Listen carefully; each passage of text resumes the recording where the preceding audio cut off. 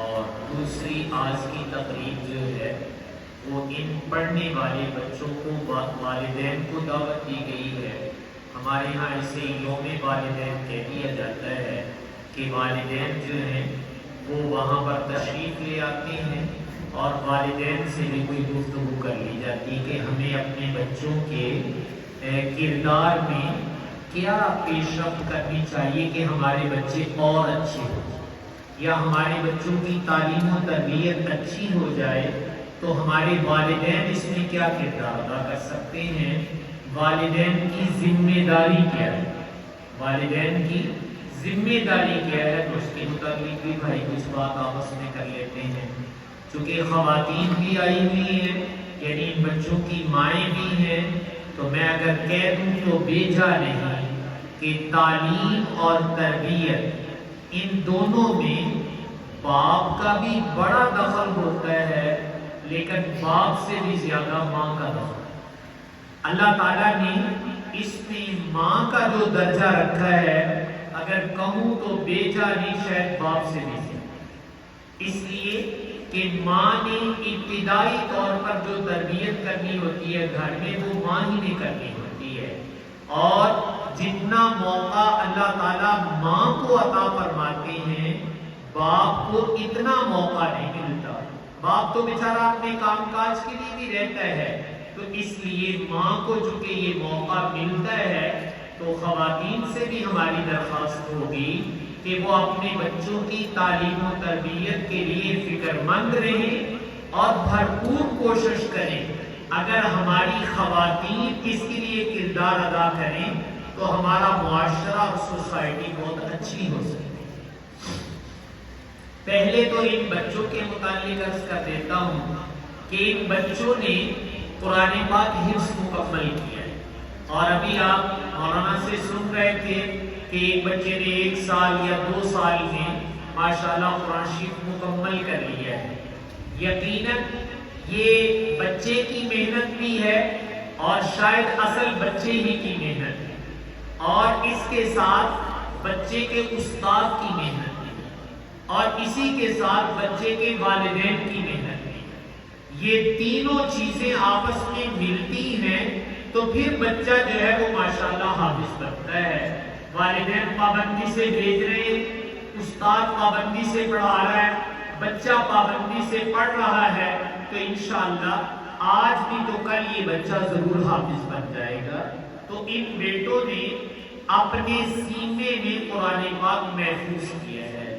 اگر یہ کہا جائے تو بیجا نہیں کہ ان بچوں نے اپنے دل کی تختی پر پورا قرآن پاک لکھا ہے۔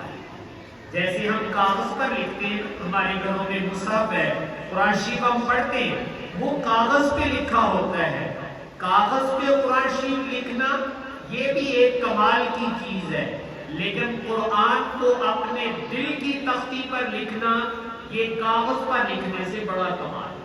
تو ان بچوں نے اور ان کے استاد صاحب نے یہ کمال کیا ہے کہ ان بیٹوں نے اپنے دل کی تختی پیش کی اور استاد نے ان کی دل کی تختی کے اوپر ماشاءاللہ قرآن پاک لکھ دیا ہے۔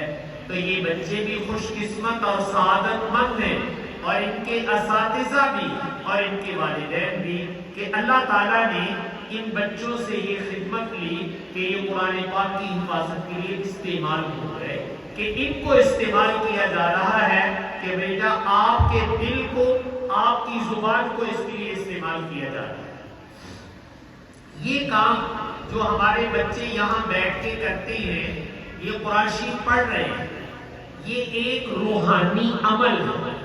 یہ ایک ایسا عمل ہے، روحانی عمل اس کو ہم کہتے ہیں، اس لیے کہ یہ کوئی مادی عمل تو ہے نہیں کہ بھی اس سے کوئی پیسے بنانے کی مشین بن جائے گی، ایسا نہیں ہے۔ اس سے کوئی دنیاوی ترقی ہو جائے ہم اس کا بھی دعویٰ نہیں کرتے، لیکن یہ ضرور کہتے ہیں کہ ان بچوں کا پڑھنا اور ان کے اساتذہ کا پڑھانا یہ ایک روحانی عمل ہے۔ جب یہ روحانی عمل ہے تو ہر عمل کو پہچاننے کے لیے اس لائن کا کوئی آدمی چاہیے۔ میں مثال دے دیتا ہوں، ہم لوگ یہاں دیہات ہیں، ہمارے دائیں بائیں یہاں بیٹھے ہوئے، یہاں کھیتی باڑی زیادہ ہوتی ہے، تو کھیتی باڑی اچھی ہے یا کمزور ہے، یا اس علاقے کی زمین اچھی ہے یا بنجر قسم کی ہے، اگر آپ مجھے کہیں گے تو شاید میں فیصلہ نہ کر سکوں، لیکن اگر کسی زمیندار کو کھڑا کرو لے آگے، وہ چاٹی مار کے کام کر سکے گا کہ تیری زمین پہاڑی ہے کہ ہوڑی ہے، اس لیے کہ وہ اس لائن کا آدمی ہے، اس کو پتا چل جائے گا کہ زمین کی پیداوار سے کہ صاحب یہاں کی زمین ہلکی ہے یا اچھی، پانی کیسا ہے، یہ ساری باتیں وہ بتا دے گا کہ وہ زمیندارہ کرتا ہے۔ تو زمیندارہ وہ زمین کو دیکھ کر پہچان لیتا ہے، کاروباری وہ کاروبار کو دیکھ کر پہچان لیتا ہے کہ صاحب یہاں کاروباری صورتحال کیسی ہے۔ ایک پڑھا لکھا آدمی وہ تعلیمی سسٹم کو پہچان لیتا ہے۔ تو میں نے کہا یہ روحانی عمل ہے، تو اس کو پہچاننے والے میں کوئی روحانی چاہیے۔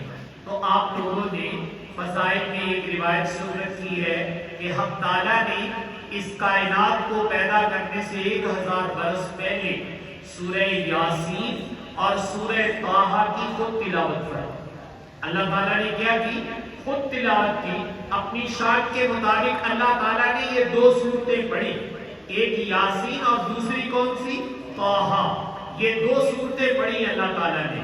کائنات تو یہ تھی نہیں، فرشتے تھے، اور فرشتے جو ہیں یہ روحانیت والے ہیں، ان کی غذائی اللہ نے روحانیت بنائی ہے، انہوں کو روٹی پانی کی لوڑ نہیں، اللہ تعالیٰ نے ان کی غذا، ان کی نشو و نما، ان کا اوڑھنا بچھونا وہ اپنے ذکر کو بنایا ہوا ہے، ہر وقت اللہ تعالیٰ کی یاد میں لگے رہتے ہیں۔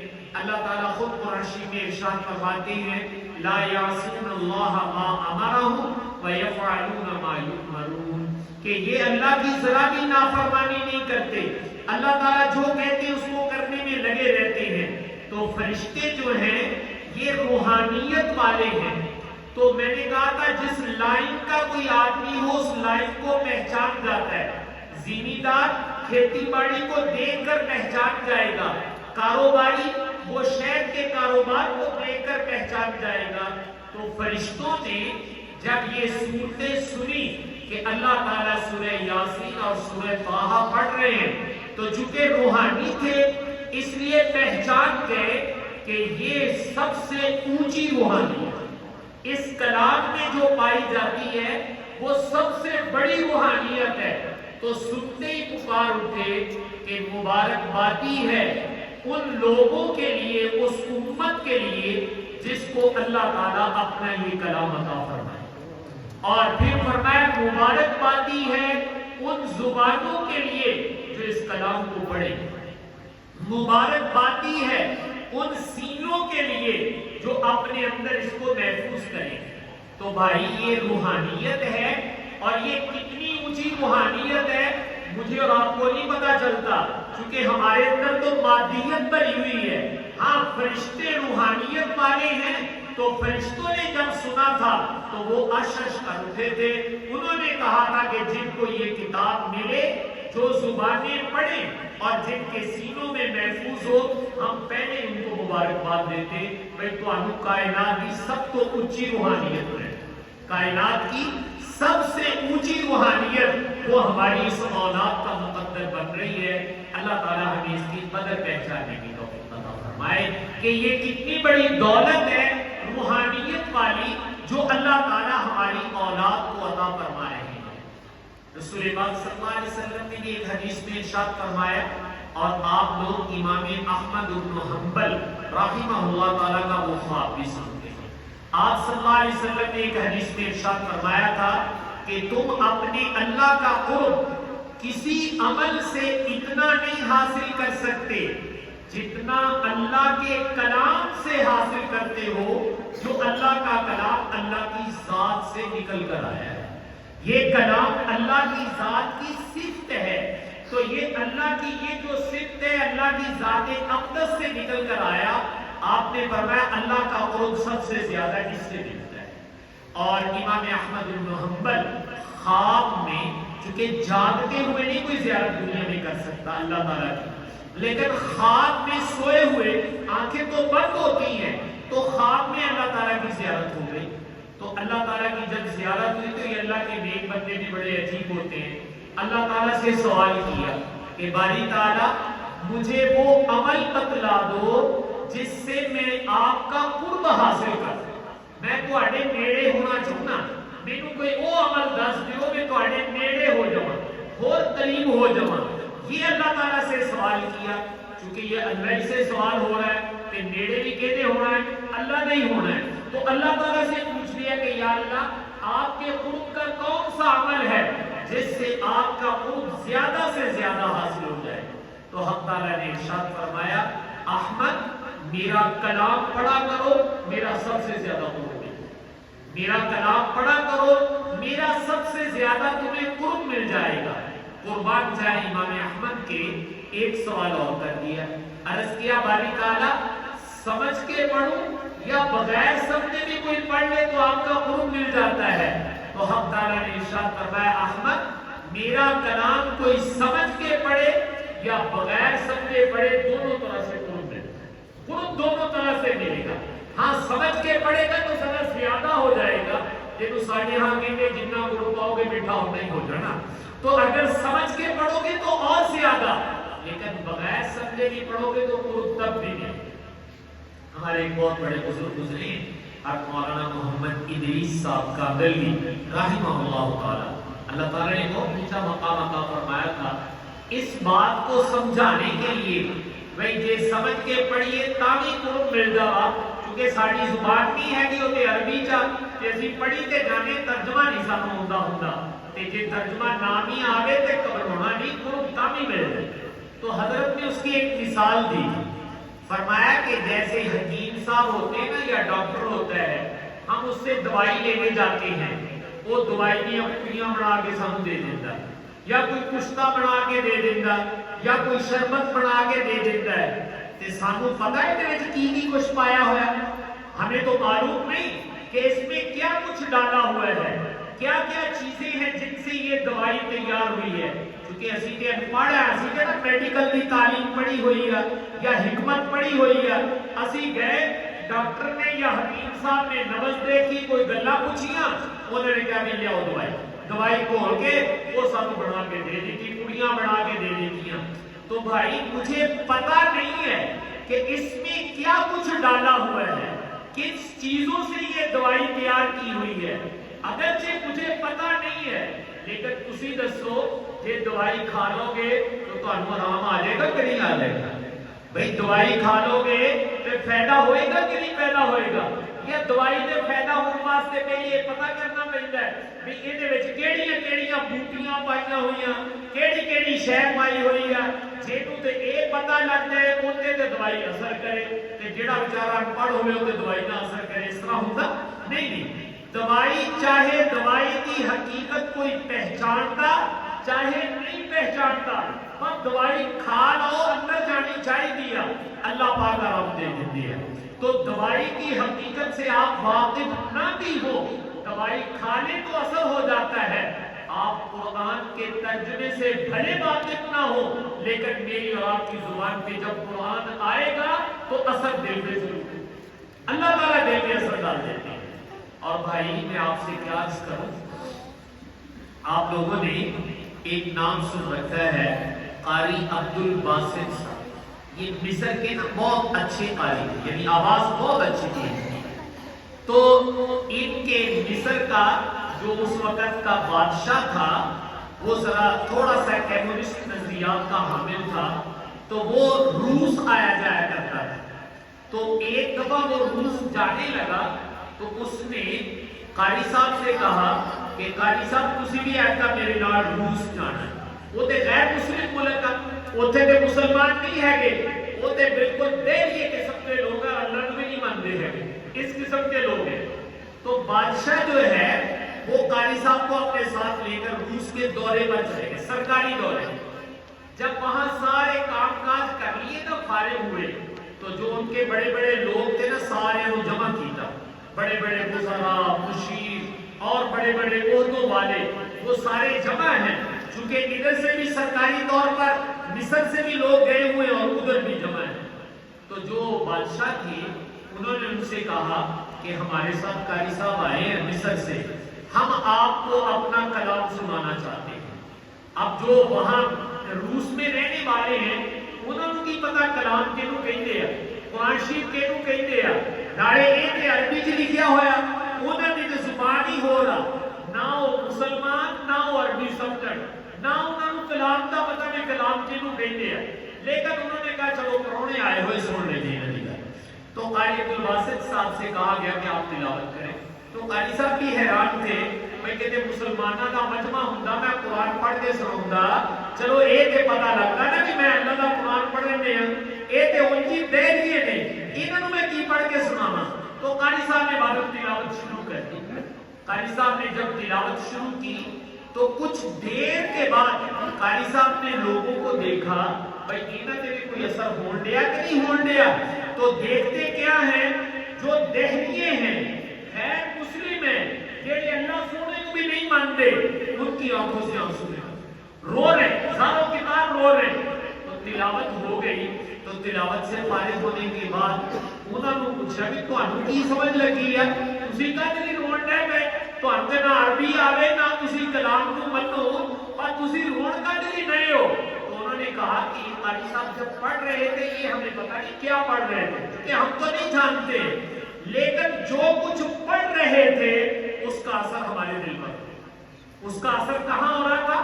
ہمارے دل پر ہو رہا تھا۔ تو بھائی یہ تو غیر مسلم بھی سن لے تو اللہ تعالیٰ اس کا اثر اس کے دل پر بھی کر دیتی ہے کہ یہ مسلمان پڑھے گا وہ دل تے بھی اثر ہوئے گا، وہ دل تے بھی ضرور اثر ہوئے گا۔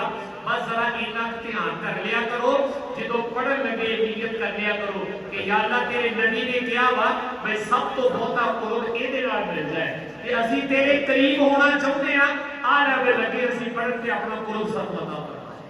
تو انشاءاللہ اللہ تعالیٰ اس کی برکت سے قرب عطا فرمائے۔ یہ معصوم بچے ماشاءاللہ سارا دن یہاں قرآن شریف پڑھتے ہیں، اللہ تعالیٰ ان کے پڑھنے کو قبول فرمائے۔ یقیناً انہوں نے حافظ بننا ہے تو حافظ بننے کے لیے سارا دن پڑھنا پڑتا ہے اور بڑی ہمت سے یہ پڑھتے ہیں۔ میں اساتذہ سے بھی عرض کروں گا اور والدین سے بھی کہ بھائی سارا دن زندگی کے اس حصے میں، اس لیے کہ ابھی بچپن ہے، بچپن سے پڑھن کا شوق ہوتا ہوتا کہ کھیلن کا شوق ہوتا ہوتا کی خیال ہے کالا شوق ہوتا ہوتا کھیلن کا شوق ہوتا ہوتا یہ بچپن کا تقاضا وا جدو نیانے ہوئے جدو اسی بھی نیانے سی اسی کوئی جمتے تھے سیانے نہیں ہو گئے تے جدو اسی نیانے سی کی خیال اسی مائی باپ ہوئے کہتے سی نہیں ابا سب پڑھن دے نہیں ابا سب پڑھن دے نہیں اسی بھی تو گلی ڈنڈا کھیلتے رہے تے جے ایک کھیل لیں تو کوئی لوڑا نہیں ہوگا۔ ان کے بھی بچپن کا تقاضا ہے، لیکن بچپن کے اس تقاضے کو انہوں نے دبایا۔ صبح قاری صاحب بٹھا دیتے ہیں نماز کے لیے تے 11:30 بجے تک پڑھائی کرتے ہیں، 4-5 گھنٹے پڑھاتے ہیں، پھر روٹی کھا کے چھٹ آرام کرتے ہیں، زور تو بعد پھر کہتے چلو پتر پڑھن بیٹھو پھر پڑھتے ہیں، اثر تو بعد تھوڑا جا کھیل لیں گے، مغرب تو بعد پھر بٹھا دیتے پڑھو پتر یاد کرو قرآن شریف۔ تو میں آپ کو بتانا یہ چاہتا ہوں کہ ان بچوں کی بہت بڑی قربانی ہے، اس لیے کہ بچپن ہے، بچپن میں کھیلنے کا جذبہ زیادہ ہوتا ہے۔ انہوں نے اپنے جذبے تے چھڑی پھیری تے بہ گئے قرآن شریف لے کے تے جنہاں نے اتنی بڑی قربانی کی تے سانو انہاں نوں شاباش دینی چاہیے کہ نہیں دینی چاہیے؟ سانو انہاں نوں روز شاباش پڑھنی ہے، بے روز ان کی حوصلہ افزائی کریں کہ بیٹے آپ لوگ تو کمال کر دیتے ہو، سارا دن بیٹھ کے پڑھتے ہو، یاد کرتے ہو کہ جی تو ابھی کمال نظر نہیں ہوتا تو میں حافظ صاحب کو کہنا بھی جتنے مائی باپ آئے ہوئے ہیں نا انہوں نے 2 دن آستے ہی رکھ لو اپنے کو تے جی بھی یہ پڑھ ایک پاسے تہاڈی کلاس لا دینے ہیں سویرے فجر تو لے کے 11:30 بجے تک تہاڈی بھی کہنے ہل کے پڑھو جی یہ پڑھتے ہیں، پھر زور تو اثر تک تہاڈوں پڑھاؤندے ہیں، مغرب تو بعد بھی پڑھاؤندے ہیں، یہ ساری دیہڑی تسی 2 دن پڑھ کے بیٹھ کے دکھاؤ تے پتہ لگ جائے گا کم سوکھا کیوں، ایک کر کے دیکھو پھر پتہ لگ جائے گا۔ تو بھائی یہ بچے یہ کام کر رہے ہیں، میری والدین سے بھی درخواست ہے اور میری اساتذہ سے بھی درخواست ہے کہ بھائی ان کو اپنے اوپر قیاس نہ کرو، تسی تے ہن بڑے ہو گئے، یہ ہجے بچپن سے نے انہاں دا کھیڈن نوں دل کردا سی لیکن اپنی کھیلن تے چھری پھیر کے سارا دن بہ کے پڑھن رہے ہیں اور جنی قربانی انہوں نے کی انہوں نے انہوں کا حق بنتا کہ انہوں نے شاباش ہے۔ تو والدین بھی اور اساتذہ بھی موقع بموقع ان بچوں کی حوصلہ افزائی ضرور کیا کریں کہ بیٹا آپ بہت اونچا کام کر رہے ہو، جو ہم نہیں کر سکے وہ آپ کر رہے ہیں۔ دیکھیں ہم میں سے اکثر لوگ اگر حافظ نہیں ہیں کہ یہ کہنے سے کیڑا حرج ہے اے پتر اسی تے نہ حافظ بن سکے ماشاءاللہ تو پڑھ رہے ہیں، اسی تے نہ یہ پڑھ سکے تو پڑھتا بھی ہے اور اچھا پڑھ رہے ہو، تو میں نے کہا جو خوبی ہے ان بچوں کی اس کی حوصلہ افزائی کرنا بہت ضروری ہے۔ اگر آپ حوصلہ افزائی کریں گے تو انشاءاللہ آپ کے بچوں کو 4 چاند لگ جائیں گے اور یہ بڑی جلدی حافظ بن جائیں گے۔ لیکن اگر آپ ہر وقت ان سے ڈانٹ ڈپٹ کرتے ہیں، کبھی بھی حوصلہ افزائی نہیں کرتے، شاباش نہیں دیتے، وہ بیچارے سارے دن میں تھکے ہوئے بھی اور گھر آ کے نہ مائی نے پوچھا نہ بابے نے پوچھا پتر کی پڑھ کے آئے ہیں، پتر آج تو بڑا ہمت کی تھی۔ آدھی زبان سے ہم بچے کو نہیں کہتے بلکہ کوئی گھر کا کام نہیں کیا تو جھڑک دیتے ہیں، تو وہ بیچارہ سمجھتا ہے بھئی یہ اوکھا کام میں کلے نہیں پیدا کرنا، مائی باپ نے نہیں دینا کوئی بھی تعاون کرو۔ اس لیے یہ میرے معاشرے کی بہت بڑی کمزوری ہے کہ ہم اپنے بچوں کی حوصلہ افزائی، شاباش دینا یہ کام نہیں کرتے، جبکہ قربان جائے رسول پاک صلی اللہ علیہ وسلم کے آپ نے موقع بموقع بچوں کی بڑوں کی حوصلہ افزائی فرمائی ہے۔ آپ عبداللہ ابن عباس چھوٹی عمر کے بچے ہیں اور آپ ان کی حوصلہ افزائی فرما رہے اور ان کو دعائیں دے رہے، یا اللہ اس کو قرآن پاک کی سمجھ عطا